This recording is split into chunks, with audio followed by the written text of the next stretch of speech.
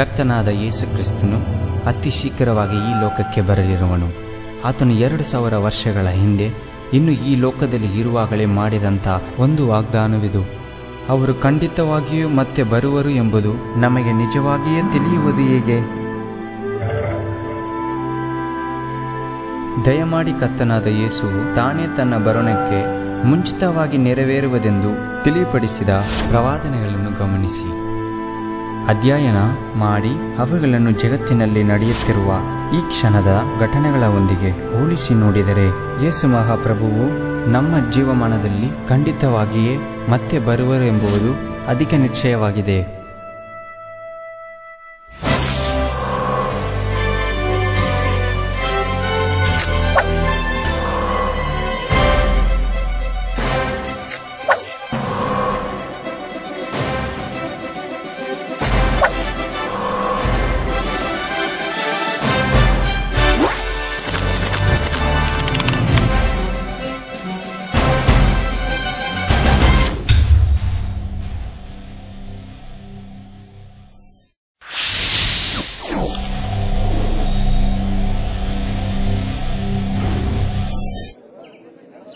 ಆಮೇಲೆ ಯೇಸು ದೇವಾಲಯದಿಂದ ಹೊರಟು ಹೋಗುತ್ತಿರಲು ಆತನ ಶಿಷ್ಯರಲ್ಲಿ ಒಬ್ಬನು ಆತನಿಗೆ, ಗುರುವೇ, ನೋಡು, ಎಂಥ ಕಲ್ಲುಗಳು, ಎಂಥ ಕಟ್ಟಣಗಳು ಎಂದು ಹೇಳಿದನು.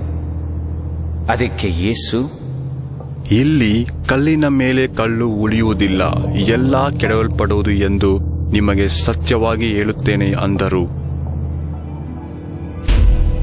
ಯೆರೂಸಲೇಮ್ ನಗರದ ದೇವಾಲಯವನ್ನು ಸಾಲೊಮೋನ್ ಎಂಬ ಅರಸನು ಕಟ್ಟಿಸಿದನು.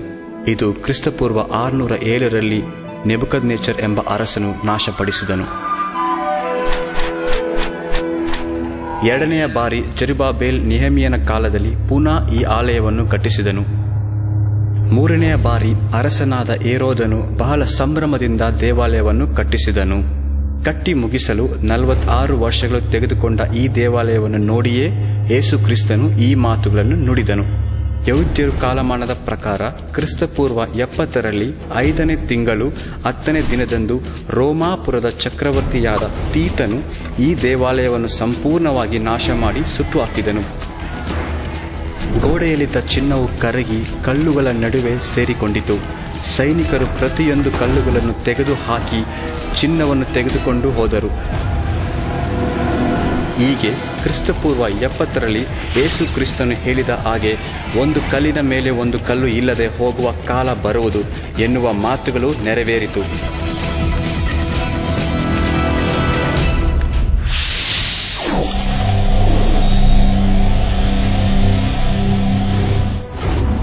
ಯೇಸು ಮಹಾಪ್ರಭು ಎಣ್ಣೆಯ ಮರಗಳ ಗುಡ್ಡದ ಮೇಲೆ ದೇವಾಲಯದ ಎದುರು ಕೂತಿದ್ದಾಗ ಶಿಷ್ಯರಾದ ಪೇತ್ರ, ಯಾಕೋಬ, ಯೋಹಾನ ಮತ್ತು ಅಂದಿರೆಯ ಅವರ ಬಳಿ ಬಂದು ರಹಸ್ಯವಾಗಿ ಕೇಳಿದರು, ಗುರುವೇ, ಈ ಘಟನೆಗಳು ಯಾವಾಗ ನಡೆಯುತ್ತವೆ? ನೀನು ಪ್ರತ್ಯಕ್ಷನಾಗುವುದಕ್ಕೂ ಯುಗದ ಸಮಾಪ್ತಿಗೂ ಸೂಚನೆಯೇನು?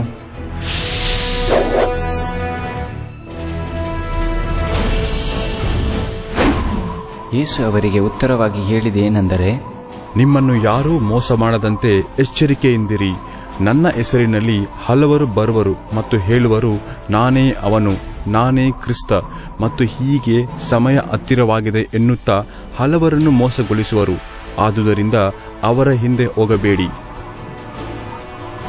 ಕಳೆದ 150 ವರ್ಷಗಳಿಂದ ಸುಮಾರು 11,000 ಜನರು ತಮ್ಮನ್ನು ಯೇಸು ಕ್ರಿಸ್ತನೆಂದು ದೇವರೆಂದು ಹೇಳಿಕೊಂಡಿದ್ದಾರೆ.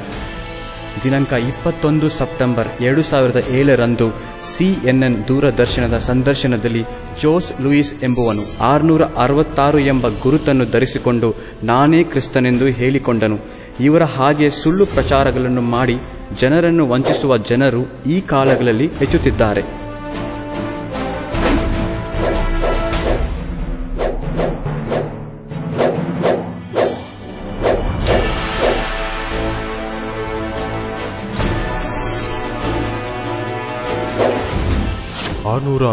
ಕ್ರಿಸ್ತ ವಿರೋಧಿಯಾದೆ ನಜರೇತಿನ ಯೇಸುವನ್ನು ನೋಡಬೇಡ, ಸಿಲುಬೆಯ ನಂತರ ಬಂದ ನಂತರ ಯೇಸುವನ್ನು ನೋಡಬೇಕು.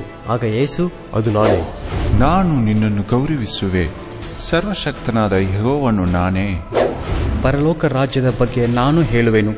ನೀನು ಅಲ್ಲಿಗೆ ಹೋಗಬೇಕಾದರೆ ನನ್ನನ್ನು ಹಿಂಬಾಲಿಸು, ಯಾಕೆಂದರೆ ನನ್ನ ಹತ್ತಿರ ಮಾತ್ರವೇ ಬೀಗದ ಕೈ ಇದೆ. ನಾನೇ ಕ್ರಿಸ್ತನು.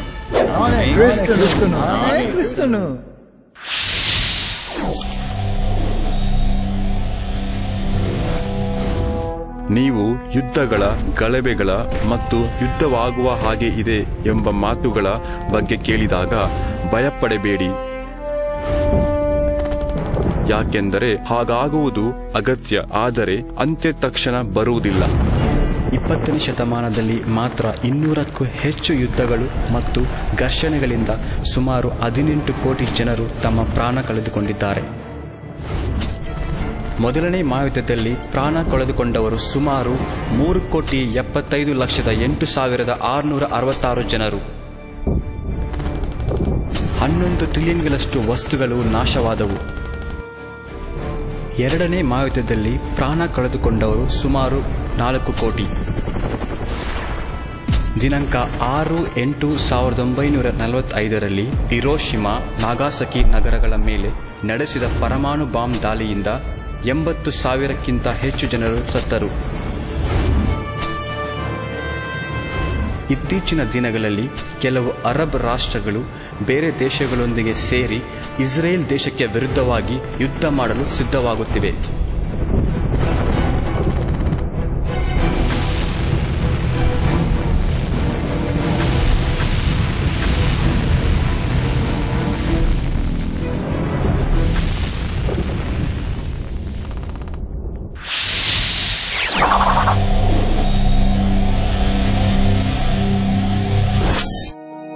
ಅನಂತರ ಆತ ಅವರಿಗೆ ಹೇಳಿದರು, ಜನಕ್ಕೆ ವಿರೋಧವಾಗಿ ಜನವು, ರಾಜ್ಯಕ್ಕೆ ವಿರೋಧವಾಗಿ ರಾಜ್ಯವು ಏಳುವವು, ಮತ್ತು ಅಲ್ಲಲ್ಲಿ ಬರಗಳು ಬರುವವು, ಭೂಕಂಪಗಳು ಆಗುವವು, ತೊಂದರೆಗಳು ಮತ್ತು ಸಾಂಕ್ರಾಮಿಕ ರೋಗಗಳು ಎದುರಾಗುತ್ತದೆ. ಗಗನದಲ್ಲಿ ಉತ್ಪಾದಗಳು, ಮಹಾಸೂಚನೆಗಳು ತೋರುವವು.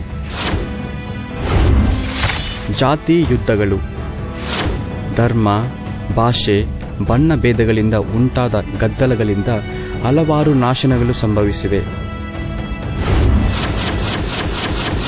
ಅವುಗಳಲ್ಲಿ ಕ್ರಿಸ್ತಶಕ 1918ರಿಂದ 1993ರವರೆಗೂ ಚೆಕೊಸ್ಲೋವಾಕಿಯಾದಲ್ಲಿ ನಡೆದ ಸ್ವರಾಷ್ಟ್ರ ಕಲಹದಲ್ಲಿ ಆ ದೇಶವು ಚೆಕ್ ರಿಪಬ್ಲಿಕ್ ಮತ್ತು ಸ್ಲೋವೇಕಿಯಾ ಎಂದು 2 ದೇಶಗಳಾಗಿ ಒಡೆದು ಹೋಯಿತು. ಕ್ರಿಸ್ತಶಕ 1950ರಿಂದ ಚೀನಾ ದೇಶದ ಆಕ್ರಮಣವನ್ನು ವಿರೋಧಿಸಿ ಟಿಬೆಟ್ ಹೋರಾಟ ಮಾಡುತ್ತಿದೆ. ಕ್ರಿಸ್ತಶಕ 1983ರಿಂದ 2009ರವರೆಗೂ ಶ್ರೀಲಂಕಾದ ತಮಿಳರಲ್ಲಿ ಕಳವಳ ಉಂಟಾಗಿತ್ತು. ಕ್ರಿಸ್ತಶಕ 1990ರಲ್ಲಿ ಜಾತಿ ಜಗಳಗಳಿಂದ ಯುಗೋಸ್ಲೇವಿಯಾ ದೇಶವು 6 ಭಾಗಗಳಾಗಿ ಒಡೆದು ಹೋಯಿತು. ಕ್ರಿಸ್ತಶಕ 1991ರಿಂದ 1996ರವರೆಗೂ ರಷ್ಯಾ ಮತ್ತು ಚೆಚೆನಿಯಾ ನಡುವೆ ಜಾತಿ ಕಳವಳ ಉಂಟಾಯಿತು. ಕ್ರಿಸ್ತಶಕ 1992ರಲ್ಲಿ ಭಾರತದ ಉತ್ತರ ಪ್ರದೇಶದಲ್ಲಿ ಬಾಬರ್ ಮಸೀದಿಯನ್ನು ನಾಶ ಮಾಡಿದ್ದರಿಂದ ಅನೇಕ ಜನರು ಪ್ರಾಣ ಕಳೆದುಕೊಂಡರು. ದಿನಾಂಕ 11 ಸೆಪ್ಟೆಂಬರ್ 2001ರಲ್ಲಿ ಅಮೆರಿಕದ ವಿಶ್ವ ವಾಣಿಜ್ಯ ಸಂಸ್ಥೆ ಕೇಂದ್ರದ ಮೇಲೆ ದಾಳಿಯಾಯಿತು. 2008ರಿಂದ ಇಲ್ಲಿಯವರೆಗೂ ಇಸ್ರೇಲ್ ಗಾಜಾ ಯುದ್ಧ ನಡೆಯುತ್ತಿದೆ.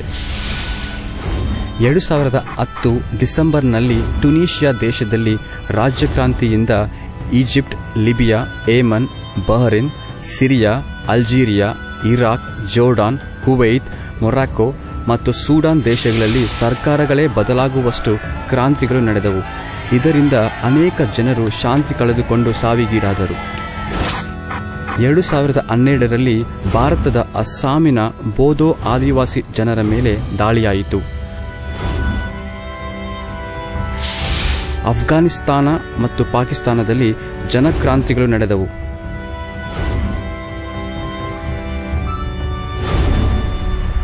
ಭೂಕಂಪಗಳು 14ನೇ ಶತಮಾನದಲ್ಲಿ 137 ಭೂಕಂಪಗಳು ಸಂಭವಿಸಿದವು. 15ನೇ ಶತಮಾನದಲ್ಲಿ 174 ಭೂಕಂಪಗಳು ಸಂಭವಿಸಿದವು. 16ನೇ ಶತಮಾನದಲ್ಲಿ 254 ಭೂಕಂಪಗಳು ಸಂಭವಿಸಿದವು. 17ನೇ ಶತಮಾನದಲ್ಲಿ 378 ಭೂಕಂಪಗಳು ಸಂಭವಿಸಿದವು. 18ನೇ ಶತಮಾನದಲ್ಲಿ 640 ಭೂಕಂಪಗಳು ಸಂಭವಿಸಿದವು. 19ನೇ ಶತಮಾನದಲ್ಲಿ 2705 ಭೂಕಂಪಗಳು ಸಂಭವಿಸಿದವು. 20 ಮತ್ತು 21ನೇ ಶತಮಾನದಲ್ಲಿ ಸಂಭವಿಸಿದ ಭೂಕಂಪಗಳಿಂದ ಅನೇಕ ವಸ್ತುಗಳು ನಾಶ ಹೊಂದಿದ್ದಲ್ಲದೆ ಹಲವಾರು ಜನರು ತಮ್ಮ ಪ್ರಾಣ ಕಳೆದುಕೊಂಡರು. ಜನವರಿ 26, 2001 ಗುಜರಾತ್ ರಾಜ್ಯದಲ್ಲಿ ಸಂಭವಿಸಿದ ಭೂಕಂಪನದಲ್ಲಿ ಸುಮಾರು 20,000 ಜನರು ಪ್ರಾಣ ಕಳೆದುಕೊಂಡರು. ಡಿಸೆಂಬರ್ 26, 2004ರಲ್ಲಿ ಏಷ್ಯಾ ಖಂಡದಲ್ಲಿ ಸಂಭವಿಸಿದ ಭೂಕಂಪನ ಮತ್ತು ಸುನಾಮಿಯಿಂದ 7,80,000 ಜನರು ನಾಶವಾದರು. ಮೇ 12, 2008 ಚೀನಾ ದೇಶದಲ್ಲಿ ಸಂಭವಿಸಿದ ಭೂಕಂಪನದಲ್ಲಿ ಸುಮಾರು 51,000 ಜನರು ಸಾವಿಗೀಡಾದರು. ಜನವರಿ 12, 2010 ಐತಿಯಲ್ಲಿ ಸಂಭವಿಸಿದ ಭೂಕಂಪನದಲ್ಲಿ ಸುಮಾರು 2,50,000 ಜನರು ಪ್ರಾಣ ಕಳೆದುಕೊಂಡರು. ಮಾರ್ಚ್ 11, 2011 ಜಪಾನ್ ದೇಶದಲ್ಲಿ ಸಂಭವಿಸಿದ ಭೂಕಂಪ ಮತ್ತು ಸುನಾಮಿಯಿಂದ 10,000 ಮಂದಿ ನಾಶವಾದರು. ಬರಗಳು 1921ರಲ್ಲಿ ರಷ್ಯಾ ದೇಶದಲ್ಲಿ ಬರ ಬಂದದ್ದರಿಂದ ಸುಮಾರು 9 ಮಿಲಿಯನ್ ರಷ್ಟು ಜೀವನಾಶವಾಯಿತು. 1932ರಿಂದ 1934ರವರೆಗೂ ಸೋವಿಯತ್ ಯೂನಿಯನ್ನಲ್ಲಿ ಕಾಣಿಸಿಕೊಂಡ ಬರದಲ್ಲಿ ಸುಮಾರು 8 ಮಿಲಿಯನ್ ಜೀವನಾಶವಾಯಿತು. 1941 ಮತ್ತು 1944ರಲ್ಲಿ ಗ್ರೀಸ್ ದೇಶದಲ್ಲಿ ಸಂಭವಿಸಿದ ಬರ ಕ್ಷಾಮದಲ್ಲಿ ಸುಮಾರು 3 ಲಕ್ಷ ಜನರು ಜೀವ ಕಳೆದುಕೊಂಡರು. 1943ರಲ್ಲಿ ಭಾರತದ ಬೆಂಗಾಲದಲ್ಲಿ ಸುಮಾರು 3 ಮಿಲಿಯನ್ ಜನರು ಜೀವ ಕಳೆದುಕೊಂಡರು. 1958ರಿಂದ 1961ರವರೆಗೆ ಚೀನಾದಲ್ಲಿ ಬರ ಬಂದದರಿಂದ ಸುಮಾರು 30 ಮಿಲಿಯನ್ ಜನರು ನಾಶವಾದರು. ಉತ್ತರ ಕೊರಿಯಾದಲ್ಲಿ 1995ರಿಂದ 1999ರವರೆಗೂ ಇದ್ದ ಕ್ಷಾಮದಿಂದ ಸುಮಾರು 3.5 ಮಿಲಿಯನ್ ಜನರು ಸತ್ತರು. 20ನೇ ಶತಮಾನದಲ್ಲಿ ಲೋಕದ ಎಲ್ಲೆಡೆ ಸಂಭವಿಸಿದ ಬರದಿಂದ 70 ಮಿಲಿಯನ್ನಷ್ಟು ಜನರು ನಾಶವಾಗಿದ್ದಾರೆ. 2009ರಲ್ಲಿ ಕೀನ್ಯಾ ದೇಶದಲ್ಲಿ ಸುಮಾರು 10 ಮಿಲಿಯನ್ ಜನರು ಪ್ರಾಣ ಕಳೆದುಕೊಂಡರು. 2012ರಲ್ಲಿ 7 ಬಿಲಿಯನ್ ಜನರಲ್ಲಿ ಸುಮಾರು 849 ಮಿಲಿಯನ್ ಜನರು ಬರಗಾಲದಿಂದ ನರಳಿದರು.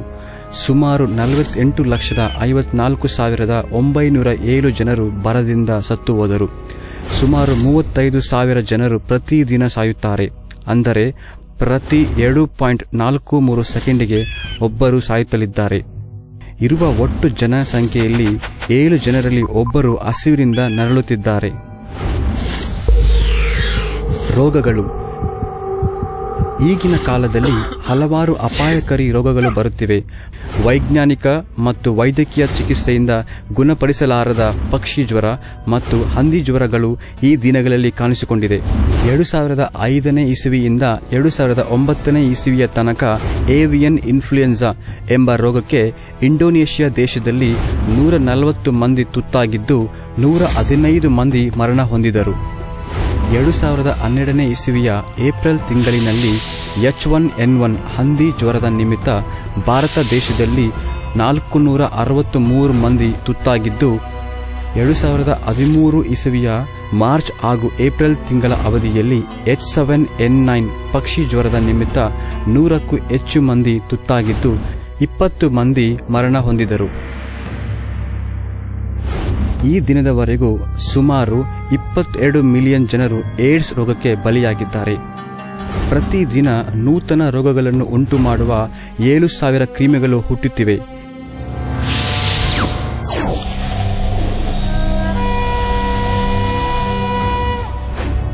ಇವೆಲ್ಲ ನೂತನ ಕಾಲವು ಹುಟ್ಟುವ ಪ್ರಸವ ವೇದನೆಯ ಪ್ರಾರಂಭ.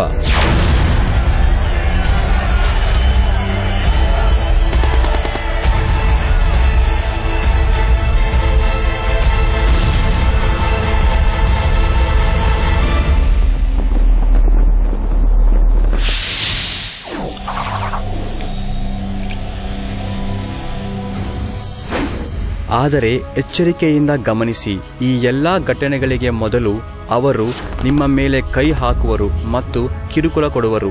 ನಿಮ್ಮನ್ನು ನ್ಯಾಯ ವಿಚಾರಣೆಯ ಸಭೆಗಳಿಗೆ ಎಳೆದುಕೊಂಡು ಹೋಗುವರು. ಸಭಾ ಮಂದಿರಗಳಲ್ಲಿ ನಿಮ್ಮನ್ನು ಹೊಡೆಯುವರು. ನಿಮ್ಮನ್ನು ಸೆರೆಮನೆಗಳಿಗೆ ತಳ್ಳುವರು. ಯಾತನೆಗೊಳಿಸಿ ನಿಮ್ಮನ್ನು ಕೊಲ್ಲುವರು.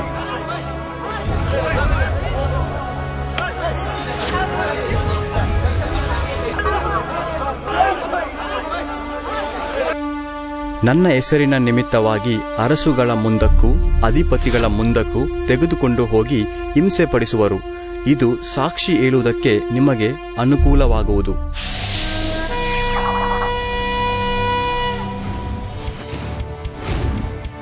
ಮತ್ತು ಅವರು ನಿಮ್ಮನ್ನು ಹಿಡಿದುಕೊಂಡು ಹೋಗಿ ಒಪ್ಪಿಸುವಾಗ ಏನು ಹೇಳಬೇಕು ಎಂದು ಮುಂಚಿತವಾಗಿ ಚಿಂತೆ ಮಾಡಬೇಡಿರಿ. ಆ ಗಳಿಗೆಯಲ್ಲಿ ನಿಮಗೆ ಸೂಚನೆಯಾಗುವಂಥ ಮಾತನ್ನೇ ಆಡಿರಿ. ಮಾತನಾಡುವವರು ನೀವಲ್ಲ, ಪವಿತ್ರಾತ್ಮನೇ. ಆದುದರಿಂದ ಏನು ಉತ್ತರ ಕೊಡಬೇಕೆಂಬ ವಿಷಯದಲ್ಲಿ ನಾವು ಮುಂದಾಗಿ ಯೋಚಿಸುವುದಿಲ್ಲವೆಂದು ನಿಮ್ಮ ಮನಸ್ಸಿನಲ್ಲಿ ನಿಶ್ಚಯ ಮಾಡಿಕೊಳ್ಳಿರಿ. ಯಾಕೆಂದರೆ ನಿಮ್ಮ ವಿರೋಧಿಗಳಲ್ಲೆಲ್ಲರೂ ಎದುರು ನಿಲ್ಲುವುದಕ್ಕೂ ಎದುರು ಮಾತಾಡುವುದಕ್ಕೂ ಆಗದಂಥ ಬಾಯಿಯನ್ನೂ ಬುದ್ಧಿಯನ್ನೂ ನಾನೇ ನಿಮಗೆ ಕೊಡುತ್ತೇನೆ.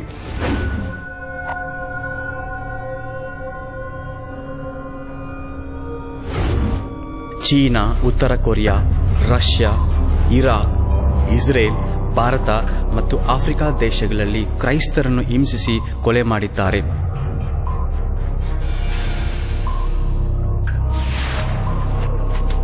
ಇಂಟರ್ನ್ಯಾಷನಲ್ ಬುಲೆಟಿನ್ ಸಂಶೋಧನೆಯವರು ತಿಳಿಸಿರುವ ಪ್ರಕಾರ 1990ರಿಂದ 2000ರವರೆಗೆ ಒಂದು ವರ್ಷಕ್ಕೆ ಸುಮಾರು 1,60,000 ಜನರು ಹತ್ಯೆಯಾಗಿದ್ದಾರೆ.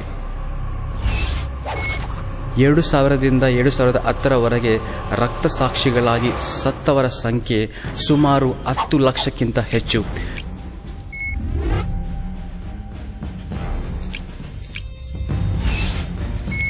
2011ರಲ್ಲಿ 1,05,000 ಜನರು ಸತ್ತಿದ್ದಾರೆ. ಅಂದರೆ ದಿನಕ್ಕೆ 257 ಜನರು, ಅಂದರೆ ಗಂಟೆಗೆ 12 ಜನರು, ಅಂದರೆ ಪ್ರತಿ 5 ನಿಮಿಷಕ್ಕೆ ಒಬ್ಬರು. ಇಂದಿನ ವರ್ಷಕ್ಕಿಂತ ಈ ವರ್ಷದಲ್ಲಿ ಈ ಸಂಖ್ಯೆಯು 1,30,000ದಿಂದ 1,60,000ಕ್ಕೆ ಹೆಚ್ಚಿದೆ.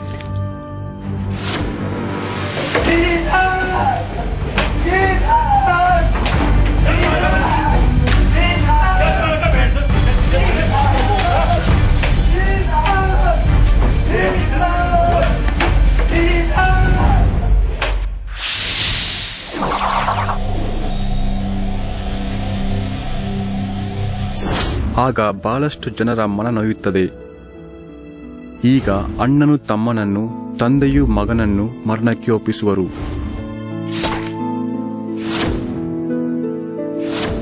ಬಂಧು ಬಾಂಧವರು, ಸ್ನೇಹಿತರು ಮತ್ತು ಮಕ್ಕಳು ಎತ್ತವರ ಮೇಲೆ ತಿರುಗಿ ಬಿದ್ದಿ ಅವರನ್ನು ಕೊಲ್ಲಿಸುವರು. ಇದಲ್ಲದೆ ನನ್ನ ಹೆಸರಿನ ನಿಮಿತ್ತ ನಿಮ್ಮನ್ನು ಎಲ್ಲರೂ ಹಗೆ ಮಾಡುವರು.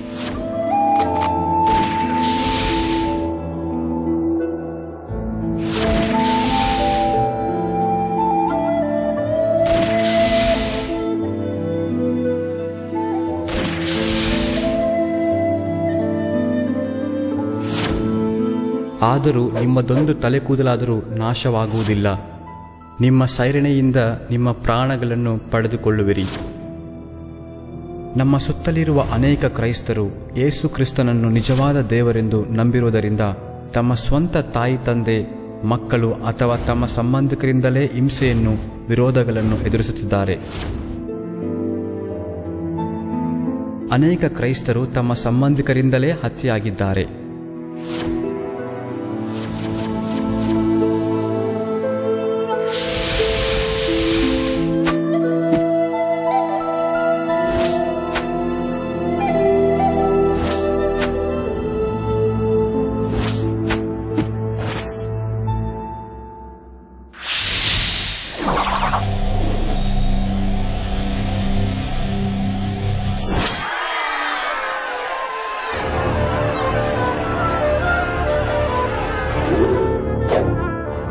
ಇದಲ್ಲದೆ ಅಧರ್ಮವು ಹೆಚ್ಚಾಗುವುದರಿಂದ ಬಹು ಜನರ ಪ್ರೀತಿಯು ತನ್ನಗಾಗಿ ಹೋಗುವುದು.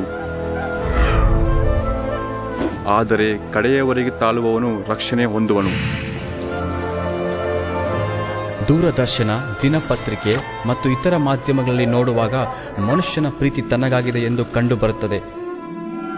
ಬಲಾತ್ಕಾರ, ಕೊಲೆ, ಕಳ್ಳತನ, ದೌರ್ಜನ್ಯಗಳು ದಿನದಿನಕ್ಕೂ ಹೆಚ್ಚುತ್ತಿವೆ.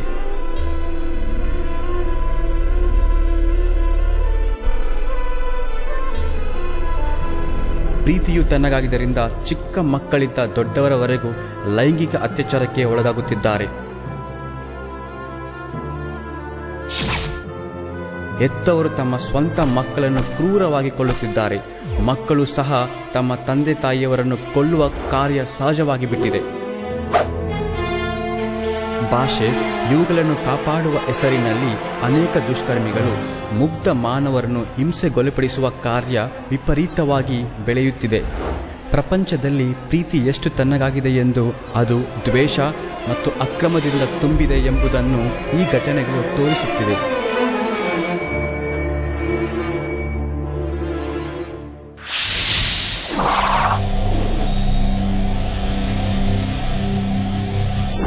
ಮೊದಲು ಪರಲೋಕ ರಾಜ್ಯದ ಈ ಸುವಾರ್ತೆಯು ಸರ್ವಲೋಕದಲ್ಲಿ ಎಲ್ಲಾ ಜನಾಂಗಗಳಿಗೆ ಸಾಕ್ಷಿಯಾಗಿ ಸಾರಲ್ಪಡಬೇಕು. ಆಗ ಅಂತ್ಯವು ಬರುವುದು.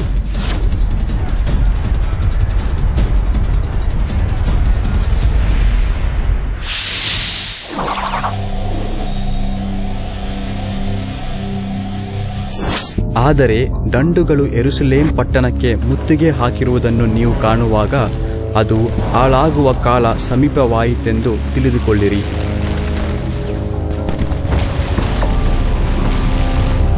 ಆದುದರಿಂದ ಪ್ರವಾದಿಯಾದ ದಾನಿಯೇಲನಿಗೆ ಹೇಳಿದಂತ ಹಾಳು ಮಾಡುವ ಅಸಹ್ಯ ವಸ್ತುವು ಪವಿತ್ರ ಸ್ಥಾನದಲ್ಲಿ ನಿಂತಿರುವುದನ್ನು ನೀವು ಕಾಣುವಾಗ ಯೂದಾಯದಲ್ಲಿರುವವರು ಬೆಟ್ಟಗಳಿಗೆ ಓಡಿ ಹೋಗಲಿ.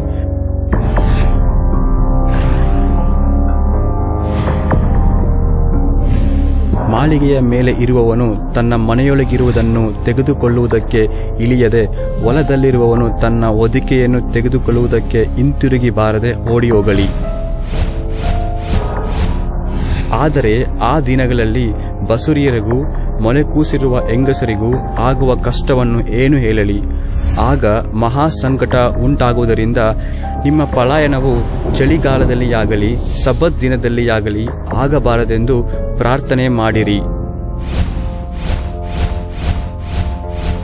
ಅವರು ಕತ್ತಿಯ ಬಾಯಿಗೆ ಬೀಳುವರು, ಅವರನ್ನು ಸೆರೆ ಹಿಡಿದುಕೊಂಡು ಹೋಗುವರು. ಅನ್ಯ ದೇಶದವರ ಸಮಯಗಳು ಪೂರೈಸುವ ತನಕ ಯೆರೂಸಲೇಮ್ ಪಟ್ಟಣವು ಅನ್ಯ ದೇಶದವರಿಂದ ತುಳಿದಾಡಲ್ಪಡುತ್ತಿರುವುದು.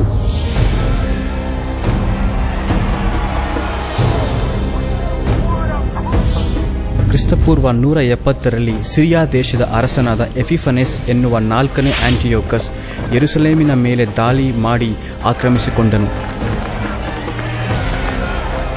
ತನ್ನ ದೇವರಾದ ಜೇಯಸ್ ಮೂರ್ತಿಯನ್ನು ದೇವಾಲಯದ ಬಲಿಪೀಠದ ಮೇಲೆ ಇಟ್ಟನು. ಇದಲ್ಲದೆ ನಿಯಮಗಳನ್ನು ಮೀರಿ ಅಸಹ್ಯವಾದ ಬಲಿಗಳಿಂದ ಆಲಯದ ಬಲಿಪೀಠವು ತುಂಬುವಂತೆ ನಿಷೇಧಿಸಿದ ವಸ್ತುಗಳನ್ನು ಆಲಯದ ಒಳಗೆ ತಂದನು. ಇಸ್ರಾಯೇಲ್ ದೇಶದ ಸುತ್ತಲಿರುವ ಎಲ್ಲಾ ಅರಬಿಯ ದೇಶಗಳು ಒಟ್ಟುಗೂಡಿ ಇಸ್ರಾಯೇಲ್ ದೇಶದ ಮೇಲೆ ದಾಳಿ ನಡೆಸಲು ಯೋಜನೆ ಮಾಡುತ್ತಿವೆ.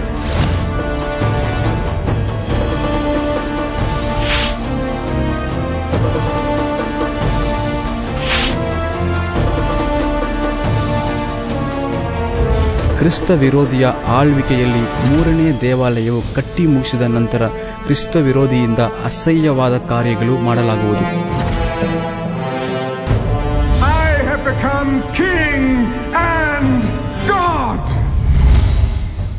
ಹೀಗೆ ಪ್ರವಾದಿ ಆದ ದಾನಿಯೇಲನಿಗೆ ಪ್ರಕಟಣೆಯಾದ ದೇವರ ಮಾತುಗಳು ಬೇಗನೆ ನೆರವೇರುವವು.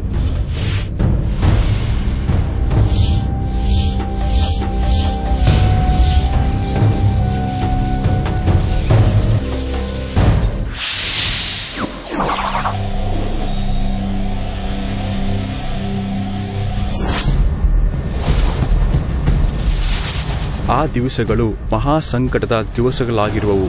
ಅಂಥ ಸಂಕಟವು ದೇವರು ಮಾಡಿದ ಸೃಷ್ಟಿಯ ಮೊದಲುಗೊಂಡು ಇಂದಿನವರೆಗೂ ಆಗಲಿಲ್ಲ, ಇನ್ನು ಮೇಲೆಯೂ ಆಗುವುದಿಲ್ಲ.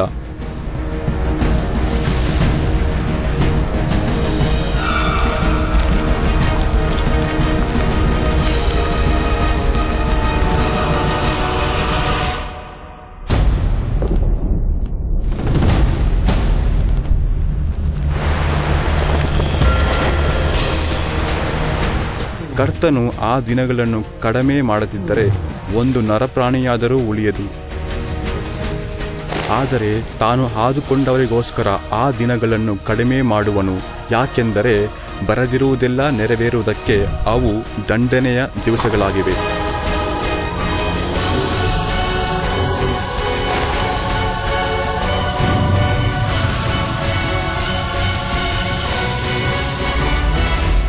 ಈ ಕಾಲಗಳಲ್ಲಿ ಆಕಸ್ಮಿಕವಾಗಿ ಮಹಾ ಉಪದ್ರವವು, ಮಹಾ ದುಃಖವು ಉಂಟಾಗುತ್ತದೆ.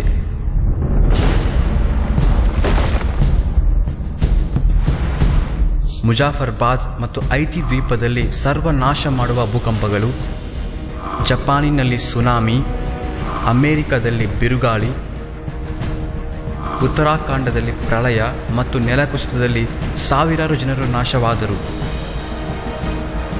ಇದಕ್ಕಿಂತ ಹೆಚ್ಚಾದ ಮಹಾ ಉಪದ್ರವವು, ಮಹಾ ದುಃಖವು ಲೋಕದಲ್ಲಿ ಅತಿ ಶೀಘ್ರದಲ್ಲೇ ಸಂಭವಿಸಲಿದೆ.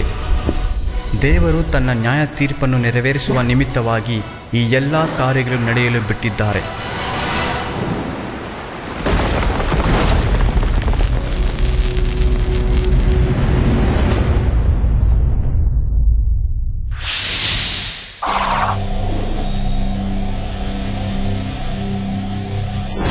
ಆಗ ಯಾರಾದರೂ ನಿಮಗೆ ಇಗೋ ಕ್ರಿಸ್ತನು ಇಲ್ಲಿದ್ದಾನೆ, ಅಗೋ ಅಲ್ಲಿದ್ದಾನೆ ಎಂದು ಹೇಳಿದರೆ ನಂಬಬೇಡಿರಿ. ಸುಳ್ಳು ಕ್ರಿಸ್ತರು, ಸುಳ್ಳು ಪ್ರವಾದಿಗಳು ಎದ್ದು ಸಾಧ್ಯವಾದರೆ ದೇವರಾದುಕೊಂಡವರನ್ನು ಸಹ ಮೋಸಗೊಳಿಸುವುದಕ್ಕೋಸ್ಕರ ಸೂಚಕ ಕಾರ್ಯಗಳನ್ನು, ಅದ್ಭುತ ಕಾರ್ಯಗಳನ್ನು ಮಾಡಿ ತೋರಿಸುವರು. ಇಗೋ ನಿಮಗೆ ಮುಂದಾಗಿ ಹೇಳಿದ್ದೇನೆ. ಆದ ಕಾರಣ ಯಾರಾದರೂ ನಿಮಗೆ ಅಗೋ ಕ್ರಿಸ್ತನು ಅಡವಿಯಲ್ಲಿ ಇದ್ದಾನೆಂದು ಹೇಳಿದರೆ ಹೊರಟು ಹೋಗಬೇಡಿರಿ, ಇಗೋ ಕೋಣೆಯಲ್ಲಿದ್ದಾನೆಂದು ಹೇಳಿದರೆ ನಂಬಬೇಡಿರಿ.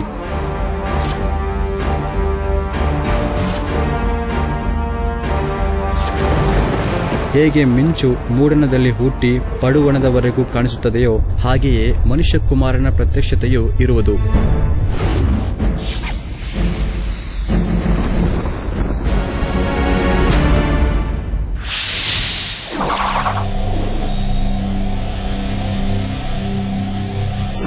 ಆ ದಿನಗಳ ಸಂಕಟವು ತೀರದ ಕೂಡಲೇ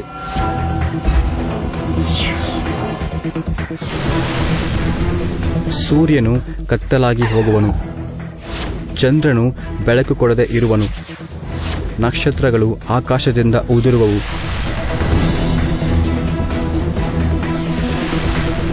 ಆಕಾಶದ ಶಕ್ತಿಗಳು ಕದಲುವವು.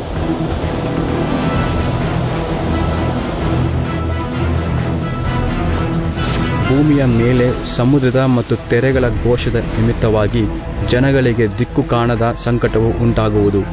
ಆಕಾಶದ ಶಕ್ತಿಗಳು ಕದಲುವುದರಿಂದ ಮನುಷ್ಯರು ಭಯ ಹಿಡಿದವರಾಗಿ ಲೋಕಕ್ಕೆ ಏನು ಬರುವುದೋ ಎಂದು ಎದುರು ನೋಡುತ್ತಾ ಪ್ರಾಣ ಹೋದಂತಾಗುವರು. 2004 ಡಿಸೆಂಬರ್ 26ರಂದು ಆದ ಭೂಕಂಪ ಮತ್ತು ಸುನಾಮಿಯು ಸಮುದ್ರವನ್ನೇ ನಡುಗಿಸಿತು.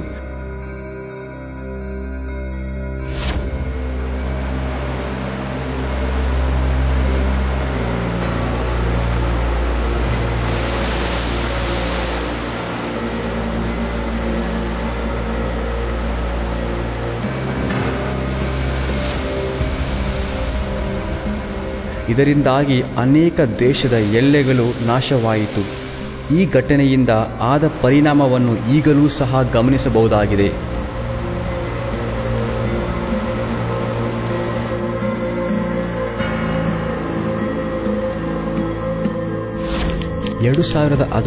ಜನವರಿ ತಿಂಗಳಿನಲ್ಲಿ ಜನರನ್ನು ವಿಸ್ಮಯಗೊಳಿಸಿದ ಸಮುದ್ರದ ನೊರೆ 10 ಅಡಿ ಎತ್ತರದಲ್ಲಿ ಆಸ್ಟ್ರೇಲಿಯಾ ರಸ್ತೆಯನ್ನು ತುಂಬಿಕೊಂಡು ಸಮುದ್ರದಿಂದ ಹಿಮದ ಹಾಗೆ ಹಾರಾಡುತ್ತಿತ್ತು.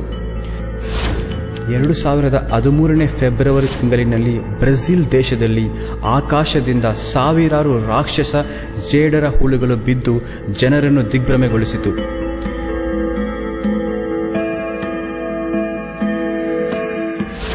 2013 ಫೆಬ್ರವರಿ 15ರಂದು ರಷ್ಯಾದ ಚೆಲ್ಯಾಬಿನ್ಸ್ ಪ್ರಾಂತ್ಯದಲ್ಲಿ 10,000 ಟನ್ ಗಾತ್ರದ ಉಲ್ಕಾಪಾತವು ಆಕಾಶದಿಂದ ಕೆಳಗೆ ಬಿತ್ತು.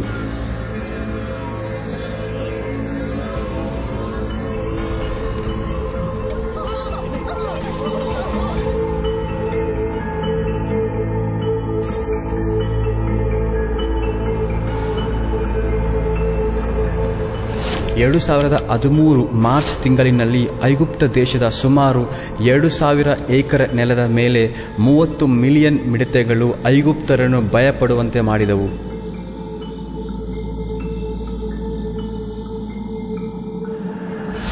ಇತ್ತೀಚೆಗೆ ವಿಶ್ವದ ಎಲ್ಲೆಡೆ ವಿಚಿತ್ರವಾದ ಶಬ್ದವು ಆಕಾಶದಲ್ಲಿ ಕೇಳಿಸಿತು.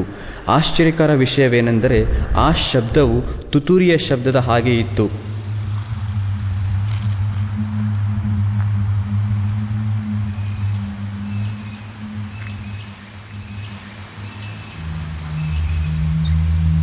Is that coming from the clouds? I don't know, it's somewhere up there.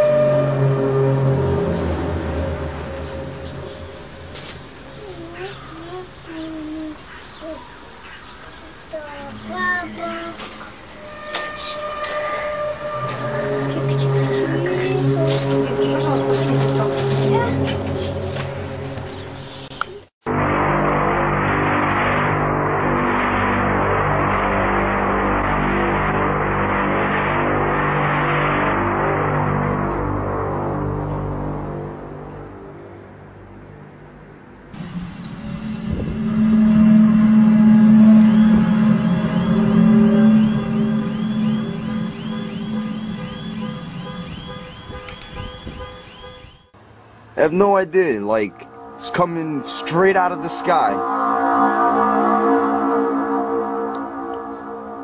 What is that?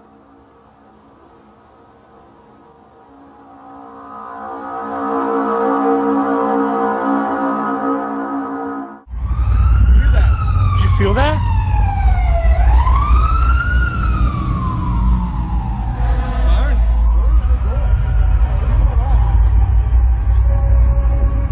Feel that? I can feel it. Yeah. It's like earlier. I don't know. But it sounds like it's like, I don't know. I can actually feel it vibrating. Really? It's like this hum. Yeah. You guys see that too?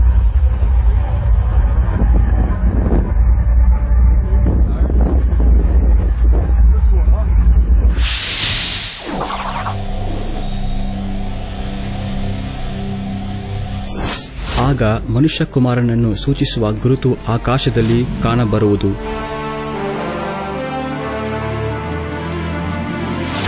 ಆಗ ಭೂಲೋಕದಲ್ಲಿರುವ ಎಲ್ಲಾ ಕುಲದವರು ಎದೆ ಬಡಕೊಳ್ಳುವರು ಮತ್ತು ಮನುಷ್ಯಕುಮಾರನು ಬಲದಿಂದಲೂ ಬಹು ಮಹಿಮೆಯಿಂದಲೂ ಆಕಾಶದ ಮೇಘಗಳ ಮೇಲೆ ಬರುವುದನ್ನು ಕಾಣುವರು.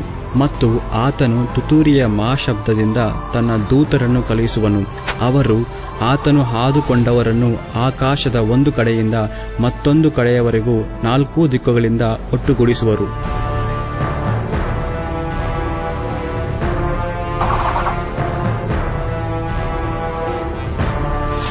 ಆದರೆ ಇವು ಸಂಭವಿಸುವುದಕ್ಕೆ ಆರಂಭವಾದಾಗ ಮೇಲಕ್ಕೆ ನೋಡಿರಿ, ನಿಮ್ಮ ತಲೆ ಎತ್ತಿರಿ, ನಿಮ್ಮ ಬಿಡುಗಡೆಯು ಸಮೀಪವಾಗಿದೆ.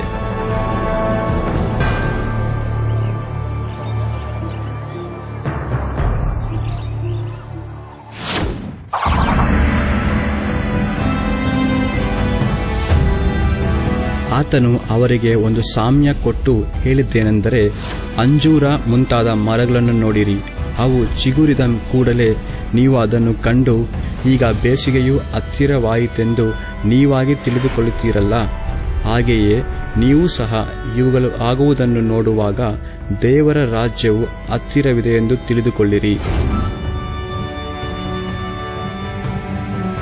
ಇದಲ್ಲದೆ ಆ ದಿನದ ವಿಷಯವು, ಆ ಗಳಿಗೆಯ ವಿಷಯವು ತಂದೆಯೊಬ್ಬನಿಗೆ ತಿಳಿಯುವುದೇ ಹೊರತು ಮತ್ತಾರಿಗೂ ತಿಳಿಯದು, ಪರಲೋಕದಲ್ಲಿರುವ ದೂತರಿಗೂ ತಿಳಿಯದು, ಮಗನಿಗೂ ತಿಳಿಯದು.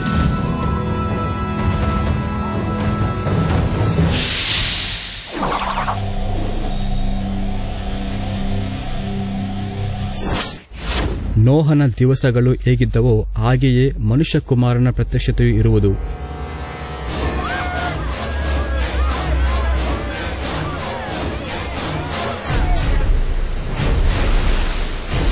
ಹೇಗೆಂದರೆ, ಜಲಪ್ರಳಯಕ್ಕೆ ಮುಂಚಿನ ದಿನಗಳಲ್ಲಿ ನೋಹನು ನಾವೆಯಲ್ಲಿ ಸೇರಿದ ದಿನದ ತನಕ ಜನರು ಉಣ್ಣುತ್ತಾ, ಕುಡಿಯುತ್ತಾ, ಮದುವೆ ಮಾಡಿಕೊಡುತ್ತಾ ಇದ್ದ. ಪ್ರಳಯದ ನೀರು ಬಂದು ಎಲ್ಲರನ್ನೂ ಬಡುಕೊಂಡು ಹೋಗುವ ತನಕ ಏನೂ ತಿಳಿಯದೇ ಇದ್ದರಲ್ಲ. ಅದರಂತೆ ಮನುಷ್ಯಕುಮಾರನು ಪ್ರತ್ಯಕ್ಷನಾಗುವ ಕಾಲದಲ್ಲಿಯೂ ಇರುವುದು.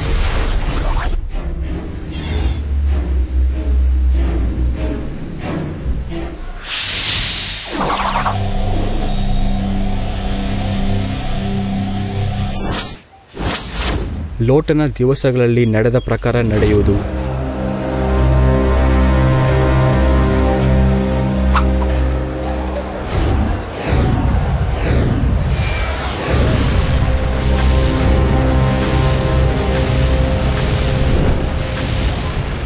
ಅವರು ಊಟ ಮಾಡುತ್ತಿದ್ದರು, ಕುಡಿಯುತ್ತಿದ್ದರು, ಕೊಲ್ಲುತ್ತಿದ್ದರು, ಮಾರುತ್ತಿದ್ದರು, ನೆಡುತ್ತಿದ್ದರು, ಕಟ್ಟುತ್ತಿದ್ದರು.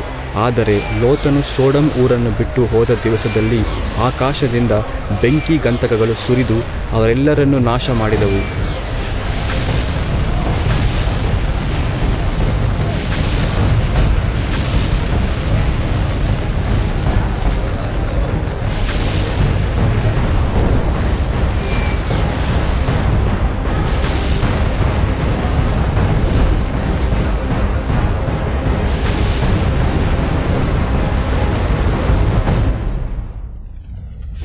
ಮನುಷ್ಯಕುಮಾರನು ಪ್ರತ್ಯಕ್ಷನಾಗುವ ದಿವಸದಲ್ಲಿ ಅದೇ ರೀತಿಯಾಗಿ ಇರುವುದು.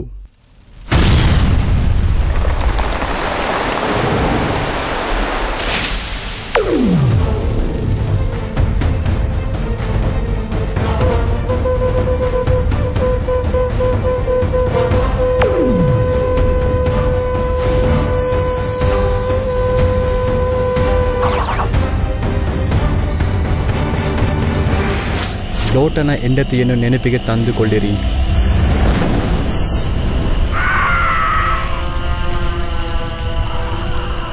ತನ್ನ ಪ್ರಾಣವನ್ನು ದೊರಕಿಸಿಕೊಳ್ಳಬೇಕೆಂದಿರುವವನು ಅದನ್ನು ಕಳಕೊಳ್ಳುವನು, ಪ್ರಾಣವನ್ನು ಕಳಕೊಂಡವನು ಅದನ್ನು ರಕ್ಷಿಸಿಕೊಳ್ಳುವನು.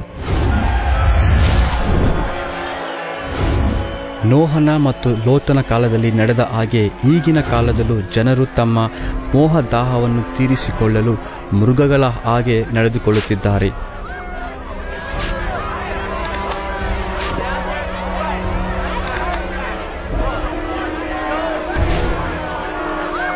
ಅನೇಕ ದೇಶಗಳಲ್ಲಿ ಸಲಿಂಗ ಕಾರ್ಯಕ್ಕೆ ಮೋಹಗೊಂಡು ಪಾಪದಲ್ಲಿ ಮುಳುಗಿದ್ದಾರೆ. ಅನೇಕ ದೇಶಗಳಲ್ಲಿ ಸರ್ಕಾರಗಳು ಸಲಿಂಗ ವಿವಾಹವನ್ನು ಜಾರಿಗೆ ತಂದಿದೆ. ಲೋತನ ಕಾಲದಲ್ಲಿ ನಡೆದಕ್ಕಿಂತ ಹೆಚ್ಚಾಗಿ ಜನರು ಮೃಗಗಳ ಸಂಗಡ ಲೈಂಗಿಕ ಸಂಬಂಧವನ್ನಿಟ್ಟುಕೊಂಡಿದ್ದಾರೆ. ಕೆಲವು ದೇಶಗಳು ಇಂತಹ ಕಾರ್ಯಗಳಿಗೆ ಅನುಮತಿ ನೀಡಿರುವುದು ದುಃಖಕರವಾಗಿದೆ. ನೋಹನು ಮತ್ತು ಲೋಟನ ಕಾಲದಲ್ಲಿ ಜನರು ಕ್ರೂರವಾದ ಪಾಪದಲ್ಲಿ ಜೀವಿಸುತ್ತಿದ್ದಾಗ ಅವರೆಲ್ಲರೂ ದೇವರ ಕೋಪಕ್ಕೆ ಒಳಗಾದರು. ಹಾಗೆಯೇ ಪಾಪವು ಹೆಚ್ಚುವುದರಿಂದ ದೇವರ ಕೋಪವು ಬಹಳ ಸಮೀಪದಲ್ಲಿದೆ ಎಂಬುದನ್ನು ಅರ್ಥ ಮಾಡಿಕೊಳ್ಳುವುದು ಅಗತ್ಯ.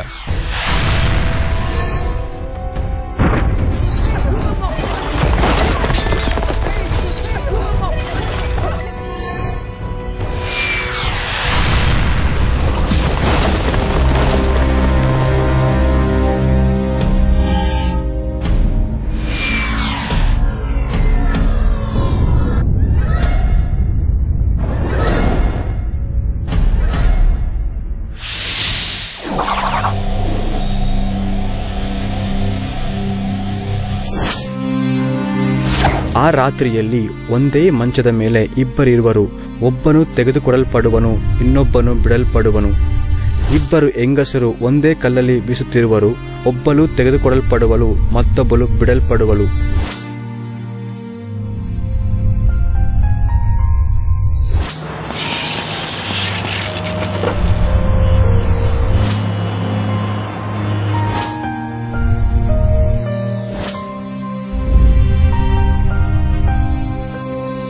ಈ ಮಾತಿಗೆ ಶಿಷ್ಯರು, ಸ್ವಾಮಿ, ಅದು ಎಲ್ಲಿ ಆಗುವುದು ಎಂದು ಕೇಳಲು ಆತನು ಅವರಿಗೆ, ಹೆಣ ಎಲ್ಲಿಯೋ ಅಲ್ಲಿಯೇ ಹದ್ದುಗಳು ಕೂಡುವವು ಎಂದು ಉತ್ತರ ಕೊಟ್ಟನು.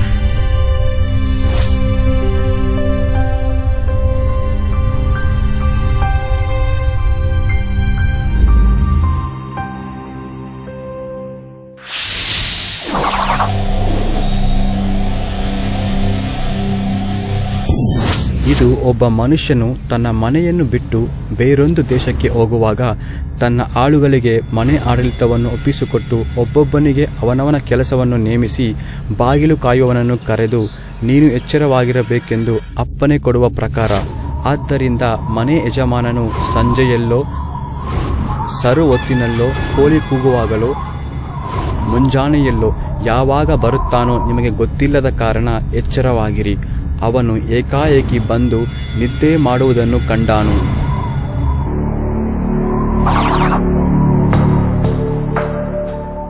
ಕಳ್ಳನು ಬರುವ ಜಾವ ಮನೆಯ ಯಜಮಾನನಿಗೆ ತಿಳಿದಿದ್ದರೆ ಅವನು ಎಚ್ಚರವಾಗಿದ್ದು ತನ್ನ ಮನೆಗೆ ಕನ್ನ ಹಾಕಲು ಬಿಡುತ್ತಿರಲಿಲ್ಲವೆಂದು ತಿಳಿದುಕೊಳ್ಳಿರಿ. ಆದ ಕಾರಣ ನೀವು ಸಹ ಸಿದ್ಧವಾಗಿರಿ, ನೀವು ನೆನೆಸದ ಗಳಿಗೆಯಲ್ಲಿ ಮನುಷ್ಯಕುಮಾರನು ಬರುತ್ತಾನೆ.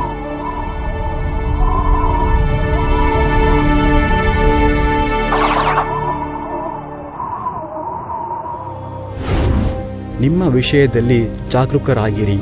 ಅತಿ ಭೋಜನದ ಮದಡಿನಿಂದಲೂ ಅಮಲಿನಿಂದಲೂ ಪ್ರಪಂಚದ ಚಿಂತೆಗಳಿಂದಲೂ ನಿಮ್ಮ ಹೃದಯಗಳು ಭಾರವಾಗಿರಲಾಗಿ ಆ ದಿವಸವು ನಿಮ್ಮ ಮೇಲೆ ಉರುಳಿನಂತೆ ಫಕ್ಕನೆ ಬಂದಿತು. ಆ ಕಾಲವು ಯಾವಾಗ ಬರುವುದು ನಿಮಗೆ ಗೊತ್ತಿಲ್ಲವಾದ್ದರಿಂದ ನೋಡಿಕೊಳ್ಳಿರಿ, ಜಾಗರೂಕರಾಗಿದ್ದು ಪ್ರಾರ್ಥಿಸಿರಿ. ಆ ದಿವಸವು ಎಲ್ಲಾ ಭೂನಿವಾಸಿಗಳ ಮೇಲೆ ಬರುವುದು.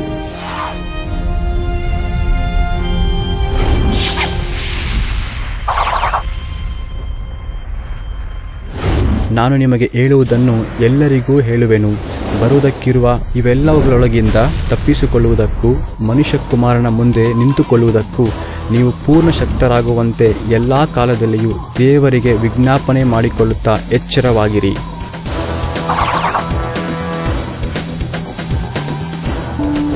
ಇದೆಲ್ಲ ಆಗುವ ತನಕ ಈ ಸಂತತಿಯು ಅಳಿದು ಹೋಗುವುದೇ ಇಲ್ಲವೆಂದು ನಿಮಗೆ ಸತ್ಯವಾಗಿ ಹೇಳುತ್ತೇನೆ. ಭೂಮಿ ಆಕಾಶಗಳು ಅಳಿದು ಹೋಗುವವು, ಆದರೆ ನನ್ನ ಮಾತುಗಳು ಅಳಿದು ಹೋಗುವುದೇ ಇಲ್ಲ.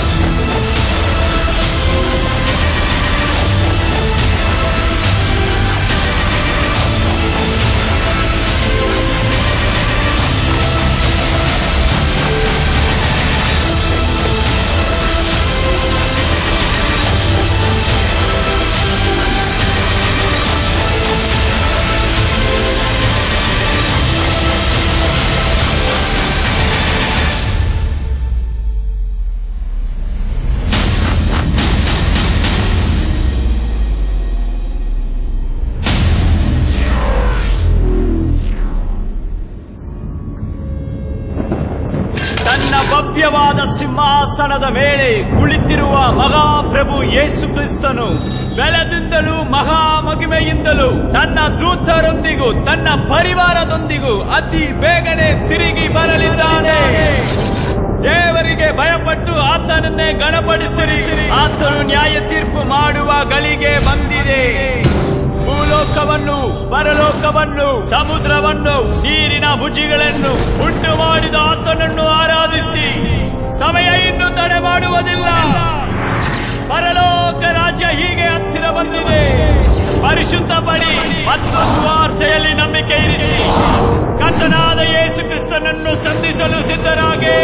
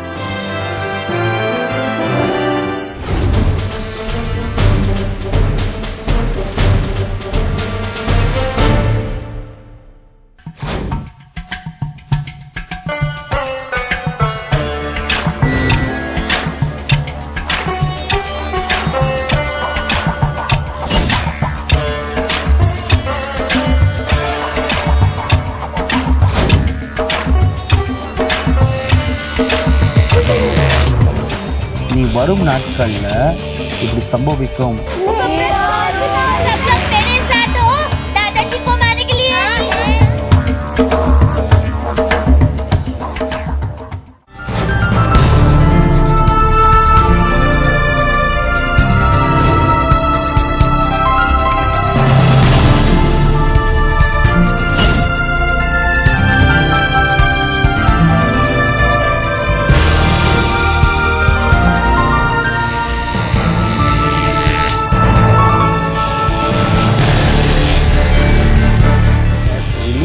A book called The Voice of the Trumpeter.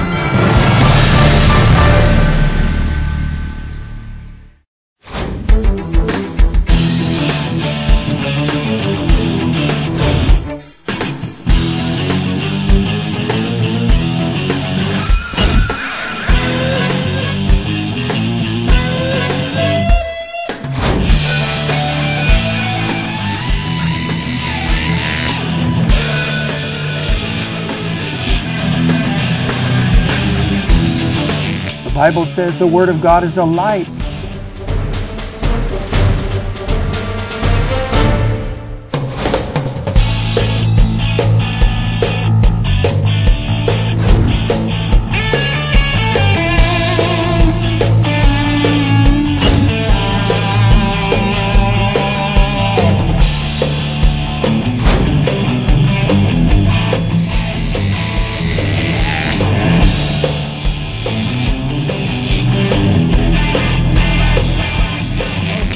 Scripture where God is speaking.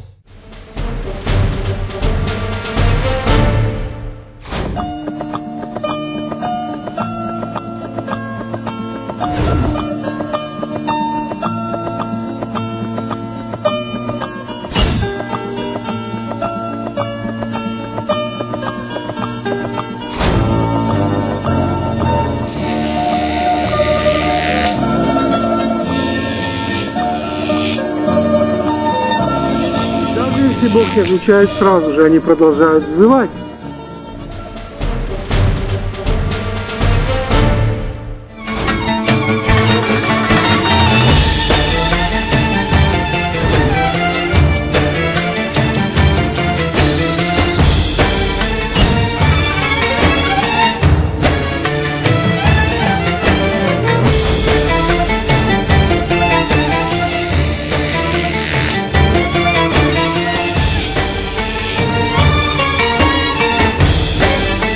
كيما تتحكم في حياتنا.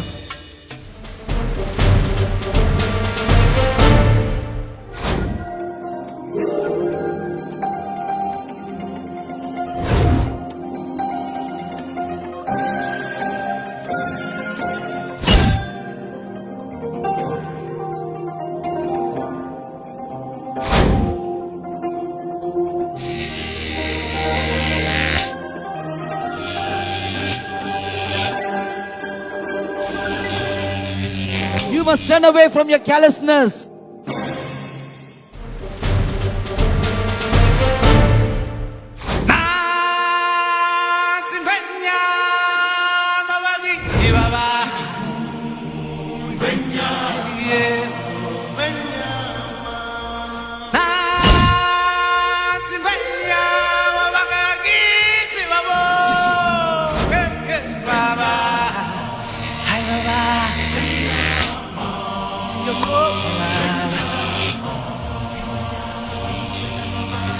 Through prayer, you will pull down strongholds.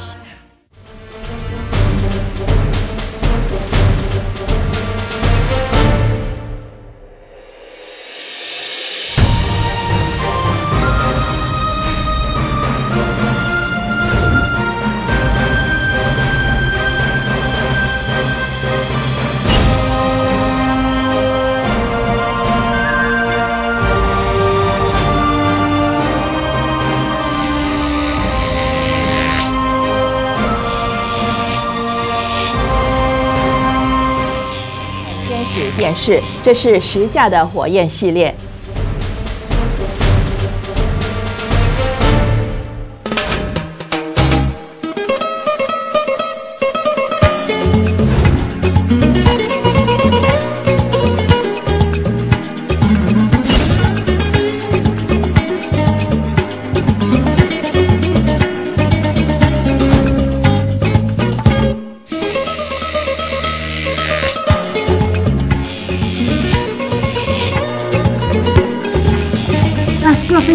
la Biblia son dadas para...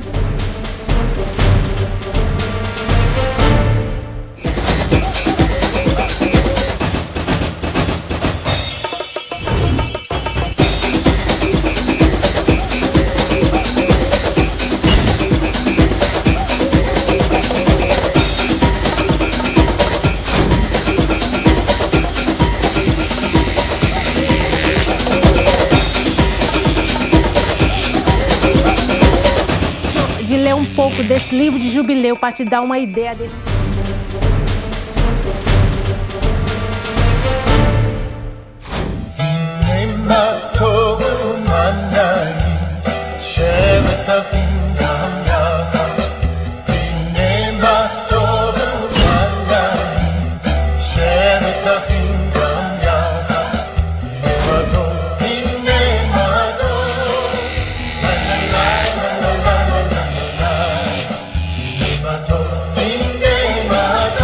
עינינו התעברו על ידי תורות חסרות תכלית.